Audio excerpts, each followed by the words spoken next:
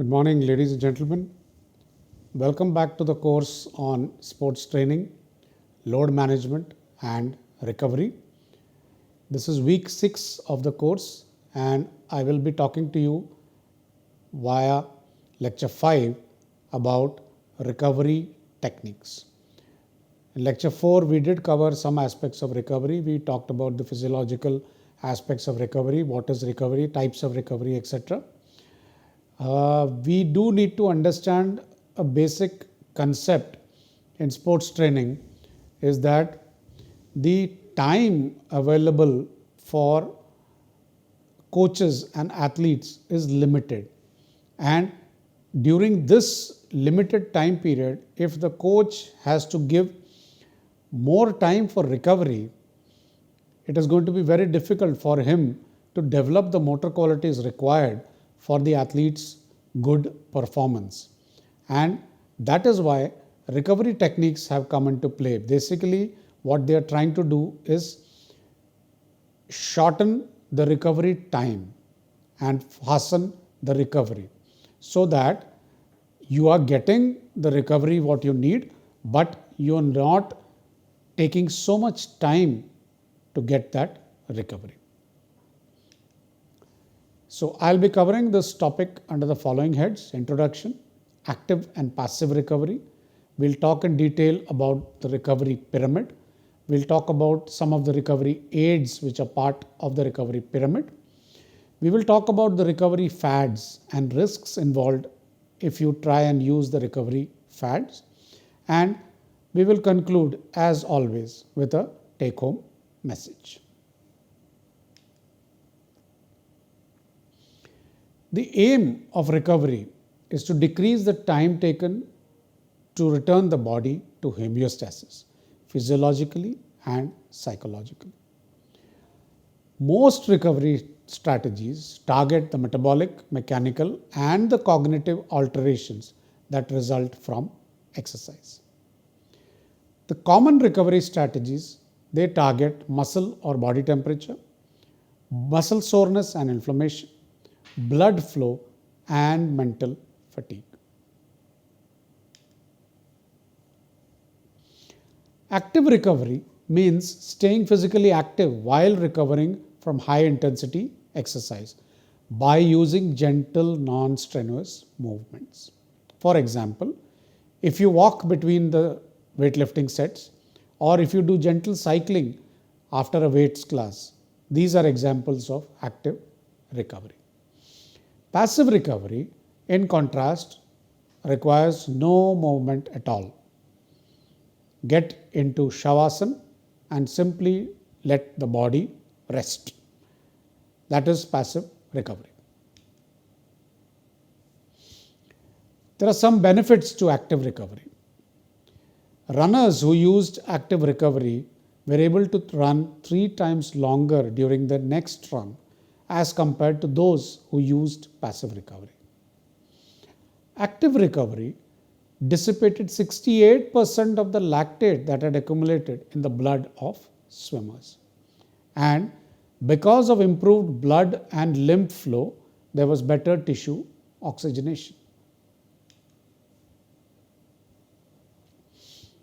There was reduced inflammation due to better blood flow. Lactic acid was reduced, and this reduction in the buildup minimized post-workout soreness and muscle stiffness. The heart rate was elevated, and it helped to improve the endurance. There was a better focus on technique due to a reduced focus on performance. So basically, technique also improved. How can you use active recovery, or when can you use active recovery? You can use it between sets. When you're doing interval training or using weights at the gym, you stop between the sets, that is passive recovery, or you keep moving, that is active recovery. Continuing to walk and move the body while preparing for the next set is generally how active recovery is done. During cooling down, immediately during cooling down, if you lie down on the floor, this is passive recovery. If you continue to walk, it is active recovery. You may use active recovery on the post-exercise days. If you have a strenuous workout, on the days after the strenuous workout, you may do nothing for a few days, that is passive recovery. Or you may go for a small recovery run or a gentle cycle or a small walk during this time, that is active recovery.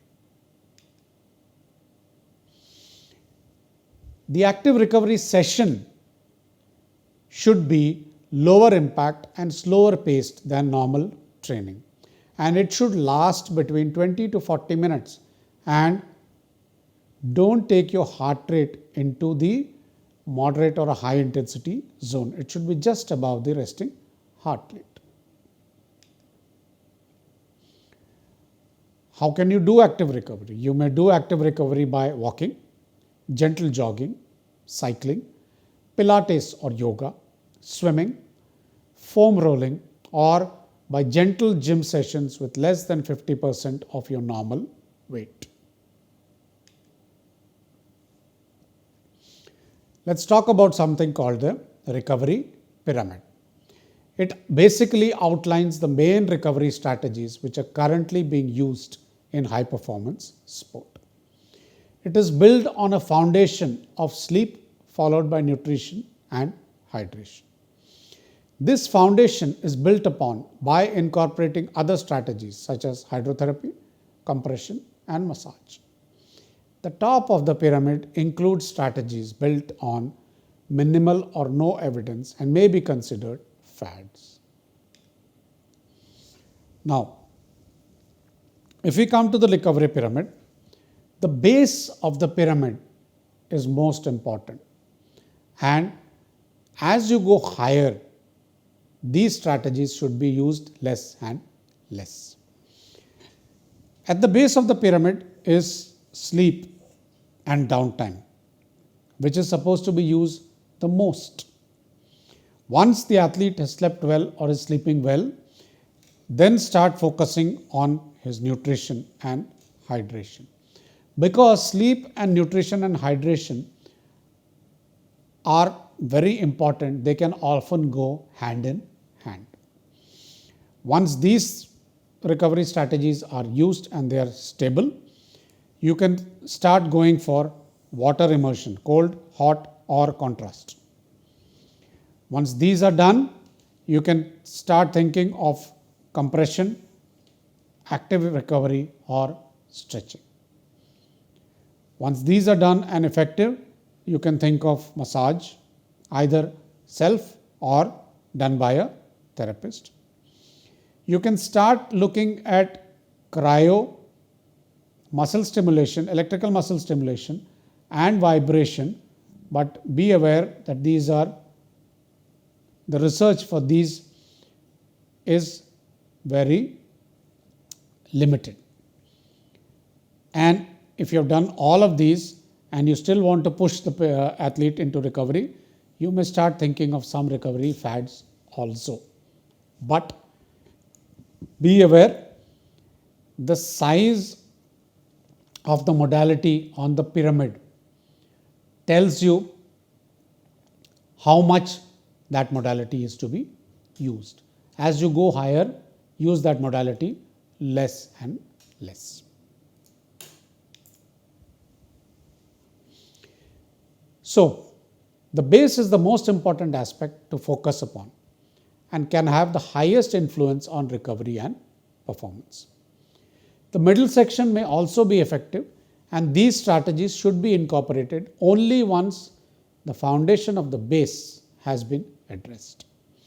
The top of the pyramid includes emerging strategies that may have little or no evidence, and therefore their effectiveness is unknown or questionable. Sleep is considered the foundation of the recovery pyramid due to its importance for athletic performance and well-being. Sleep deprivation has been shown to have negative effects on performance, mood, metabolism, immune system, and cognitive function. Research in elite athletes suggests that their sleep quality and quantity are often suboptimal. Training, competition time, travel, stress, and anxiety may contribute to poor sleep in athlete. Lot of education and behavior change is required to minimize the influence of social media and mobile phones and video games on sleep, because the blue wavelength light decreases melatonin release and definitely affects sleep. Nutrition is a key component of athletic recovery. Involves the restoration of body fluids and electrolytes following competition and training. Carbohydrates should be included in the rehydration beverages to improve palatability and to restore muscle glycogen stores. If you add 10% protein with the carbohydrate in your recovery drink, it will help in better absorption. Proteins help in tissue repair and should be an important part of the recovery meal. Poor diets can cause dietary deficiencies, and this may contribute to early fatigue in athletes. Endurance athletes are more prone to suffer from iron deficiency. And please avoid fat diets and doubtful ergogenic foods. Water immersion. Hydrotherapy has been a highly popular area of recovery for many years. Athletes perform cold water immersion, contrast water therapy, or hot water immersion. The choice of the strategy are based on the athlete requirements. Cold water immersion. Cold water immersion involves immersion in water temperatures ranging between 5 degrees to 20 degrees for up to 20 minutes. It may be either continuous or intermittent. The main aim of cold water immersion is to reduce body tissue temperature, reduce the blood flow, which in turn reduces swelling, inflammation, cardiovascular strain, and pain. It enhances recovery by reducing hypothermia-mediated fatigue, reducing swelling, inflammation, and improves the autonomic nervous system function. Temperatures between 11 degrees to 15 degrees centigrade for 11 to 15 minutes are optimal for reducing muscle soreness. It is best used in hot environments to recover from the heat stress and the heat fatigue, and may also used for pre-cooling. Pre-cooling the body using several techniques are an important technique for improving recovery, and several authors have used it for trying to improve performance also. If you Google my name and wrist cooling, you will also get an idea about how body pre-cooling is used to improve performance. Cold water immersion is effective for managing muscle soreness and damage. It has been shown to increase the recovery and improve squat jump and isometric force and reduce CK concentration in a study which was done. Regular use of cold water immersion in season or during tournaments is a recommended aid in the recovery of delayed onset muscle soreness and general soreness. Hot water immersion typically involves either full body or limb only immersion in water temperatures above 36 degrees centigrade. It is performed in one continuous immersion and typically uses underwater jets to massage the muscles. The main aim of hot water immersion is relaxation and easing of muscle tension. Hot water immersion increases the body temperatures and the blood flow, improving the removal of metabolic waste and increasing nutrient delivery to and from the cells. It is used to aid psychological recovery since it provides a lot of relaxation benefits. can be used on rest days and before massage to relax tight muscles. Should be applied with caution if soft tissue injuries are suspected, as it increases swelling, bruising and inflammation due to vasodilatation. Contrast water therapy. If you use cold water immersion and hot water immersion alternatively 3 to 7 times with 1 to 2 minutes of exposure for each, it is called contrast water therapy. The aim is to enhance blood flow and to improve the clearance of metabolic waste products. It also reduces swelling. And it is achieved by alternating between cold water immersion, which has a vasoconstrictive effect, and hot water immersion, which has a vasodilating effect, to enhance the blood flow and waste clearance. Enhances recovery of fatigue and muscle damage, reduces muscle spasm and inflammation, and improves the range of motion. It is used more in scenarios where athletes are fatigued and tired. It is an effective recovery strategy for non-weight bearing sports for clearance of metabolic waste. Compression may be applied to the limbs of the athlete by way of compression garments or pneumatic compression boots and sleeves. There is a growing body of evidence to support the use of compression to aid recovery. Compression garments are used for their ability to enhance circulation, improve the lymphatic flow, and improve the venous return, which aids in recovery by reducing swelling, inflammation, and edema. It is also used in long-haul air travel for reducing muscle soreness and reduction in lower limb swellings. Compression garments are also effective in improving performance, strength, and power. If you use pneumatic compression garments, they can apply a large.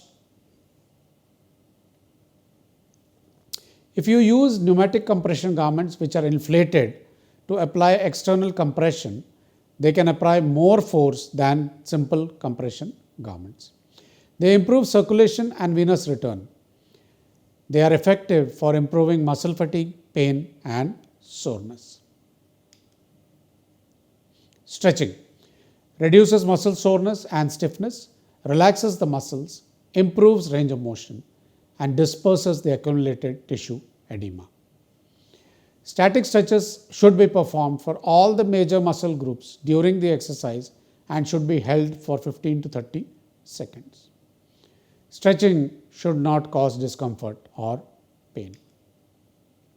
Massage, typically performed by a trained therapist. However, athletes can also learn self-massage techniques using foam rollers. Increases blood flow, decreases muscle tension, decreases muscle excitability, and improves overall perceptions of well-being. Massage has been found to have the best effect on acute recovery, but it should not be done for more than 10 to 20 minutes. Foam rolling attenuates decreases in sprint and strength performance, decreases pain, decreases delayed onset muscle soreness, and increases the range of motion. Whole body cryotherapy basically involves exposing the athlete to extremely cold air of usually up to minus 110 degrees centigrade for up to 2 to 5 minutes. It is said to enhance recovery by reducing tissue temperature and blood flow, decreasing the swelling and inflammation, and provides an analgesic effects. However, overexposure to cryotherapy may lead to hypothermia, cold burn, hypertension, discomfort, reduction in nerve conduction, and frostbite. Electrical muscle stimulation involves placing electrolytes over fatigued muscles and delivering transcutaneous stimulation to the muscle. Increases blood flow and venous return and enhances recovery by accelerating the removal of metabolites, reduces muscle soreness, improves energy and mood. Some devices also have modes for training recovery, competition recovery, and for reducing muscle soreness.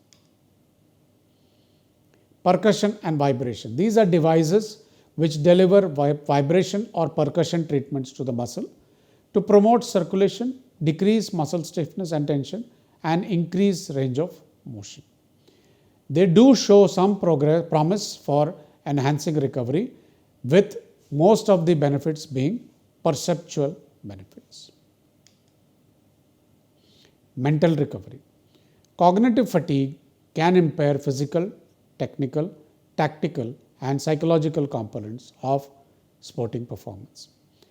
Methods to enhance recovery from the cognitive load experienced by the athletes include relaxation strategies, mindfulness, meditation, biofeedback, neurofeedback, and technology that targets brain activity.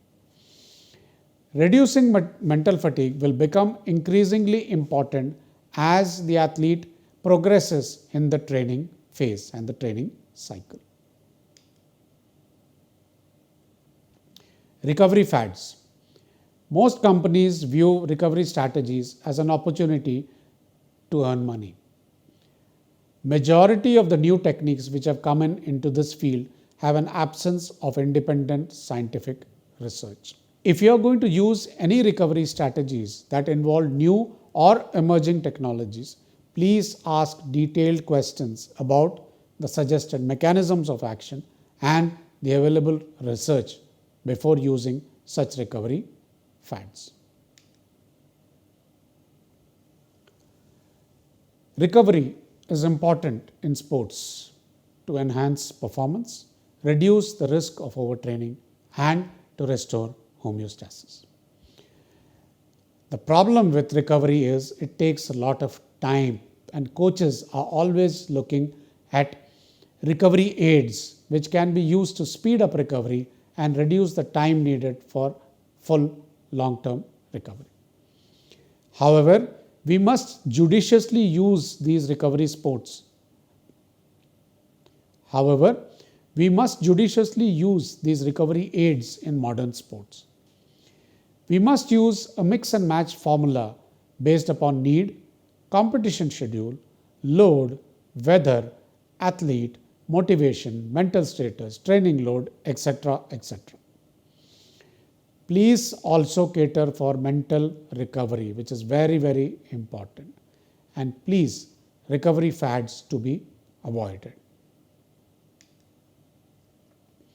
These are the references which I have used for preparing this lecture, ladies and gentlemen. I strongly urge you to go through them. Thank you for listening, ladies and gentlemen. And this brings us to the end of week 6 of this course on sports training, load management, and recovery. There will be an assignment which you will have to submit, and it will be a graded assignment. So thank you, ladies and gentlemen, for listening. Thank you for your patience, and Jai Hind.